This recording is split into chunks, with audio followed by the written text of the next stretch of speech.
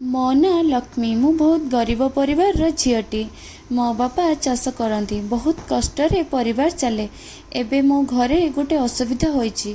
मो बाघर पाई केते जे प्रस्ताव देखिले काहाकू मु पसंद आसुना। देखा मु एते सुंदर नुह सत, किंतु संस्कार आ स्वभाव को किए देखुची। समस्तंकर प्रथमे रंग दरकार, सेथिपाई एते जे मोर बाघर होई पारिनी। दिने मो बापा को मो पाई प्रस्तावटे आसिला। पुओटीर ना अमर। पुओटी प्राइवेट चाकरी करची, आउ से 15,000 दरमा पाउची। जी से प्रस्ताव देइथिले से सबू कहिथिले पुओ विषय। बापा और बोऊ बेसी आउ बुझिलेनी। आउ मो बाघर ठीक होई गला। बाघर को नहीं मोर किछि स्वप्न थिला, किंतु बापा को चिंता टिके कमी जाऊ से पाई मु हाँ कहिदेली।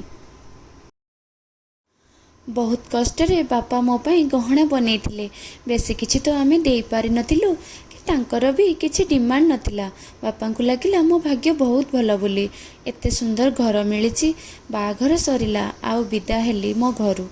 मो सासु घरे पहुँचला परे मोर बहुत सुंदर स्वागत कले समस्ते। आउ मु भी बहुत खुशी थिली। प्रथम राति रे मु बेड उपरे बसी तांको अपेक्षा करथिली। मो मन भितर केते कौन चलीथिला, टिके डरी भी जाइथिली। प्राय 1 घंटा हबो मु रूम रे बसी तांको अपेक्षा करिवार। सेतिकी बेले बाहरु मते जोर रे पाटी सुना गला। मु जाई टिके कबाट खोली देखे तो अमन आउ तांको बापांको भितर बहुत जोर रे झगड़ा होउची। मु भाबुथिली कबाट खोली बाहर को जीवी, किंतु टिके रही गली। किछि समय पर से जोर रे कबाटी को खोली भीतर को आसिले। से जेतेबेले आसिले रूम रे दुर्गंध फैलीगला। से पूरा निशारे थिले, चली भी पारु नथिले ठीक से। पादे आगु को चलीचंती कि नहीं तले पड़ीगले। बोधे सेथिपाई बापा तांको उपरे रागुथिले कि आज भी से मद पी आसीचंती बोली। मु तो किछि बुझी पारु नथिली कौन करिवि राति सारा। से किंतु तले सेमिति सोईचंती। सकाळु उठी जल्दी गाधोई मु रोषेई घर को गली चा बनेबाकू। चा बनी सासु ससुर को नहीं देली। सेमाने किंतु मो आखि सहित आखि मिसई पारु नथिले। आउ गोटे कप चा तांको पाई नेकी गली। से रूम रे थिले। जेमिति तांको चा कप टी को देली, से कप टी को फिंगी देले। कहिले जेमिति आउ केबे भी साहस करिवनी मो पाखु आसीबाकू। तू मो स्त्री नुह, सेमानंकर बहु, खाली तांकरी सेवा कर। मो सासुंको तले कप पड़ीबार सुना जाइथिला। मु जेतेबेले रोषेई घर को गली सासु मते कहिले स्त्री आसिले स्वामीर जीवन में बहुत परिवर्तन हुए। केते केते खराब लोक सुधुरिबार मु देखिछि। मु किछि कहि पारु नथिली, खाली भाबुथिली ए सब मो सहित कौन पाई हैला। जो पिला को ता निज बापा माँ बदलै पारलेनी, मु कौन बदलैबी। एमिति पिला सहित कहार बाघर करबा कौन ठीक की? से भी कौन हाथरू 2 हाथ होई गले जणे बदली जिवो। ता पर दिन राति रे मद पी आसिले। मते टिके देखिले भी नहीं, आउ सोई गले। सकाळु उठी देखे तो मो रूम रो कबोर्ड खुला अछि। सेथिरे थिबा मो गहना किछि नाही, सबु खाली। मु जाई ए सब कथा सासु को जणैली।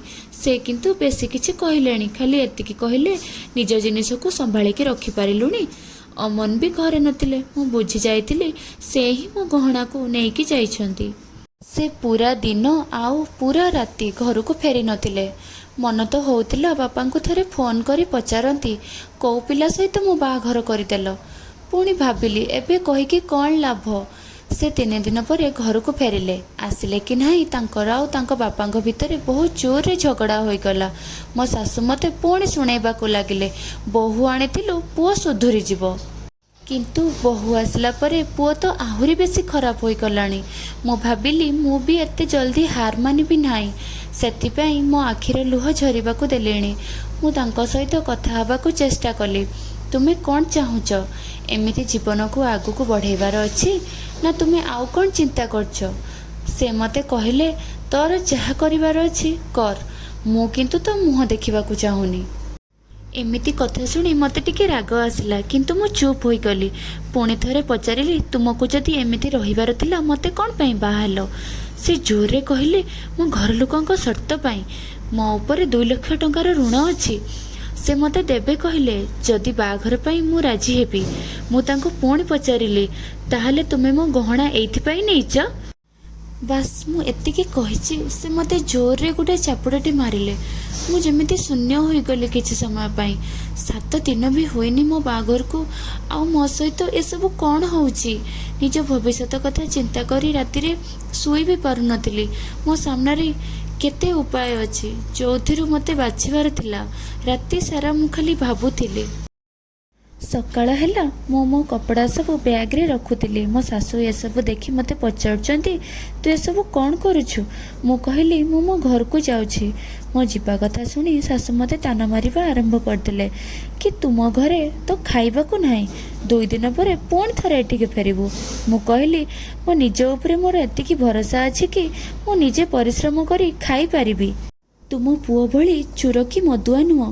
ମୋ ଶାଶୁ ମୋ ମୁହଁକୁ ଦେଖିକି ରହିଗଲେ। କେଜାଣି ମୋର ଏତେ ସାହସ କେମିତି କେଉଁଠୁ ଆସିଲା। ମୁଁ ଜାଣିଥିଲି କି ଏସବୁ ମୋ ପାଇଁ ଆଉ ମୋ ପରିବାର ପାଇଁ ବହୁତ ସଂଘର୍ଷପୂର୍ଣ୍ଣ ହୋଇପାରେ, କିନ୍ତୁ ସେ ସମୟରେ ମୋତେ ଏଇଟା ହିଁ ଠିକ୍ ଲାଗିଲା।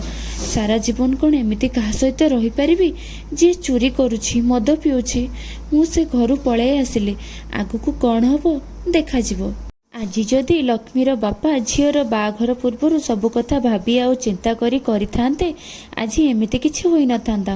ସାଙ୍ଗମାନେ, ଗୋଟେ କଥା ମନେ ରଖନ୍ତୁ କି କିଛି କାମ କରିବା ପୂର୍ବରୁ 1000 ଥର ଚିନ୍ତା କରନ୍ତୁ।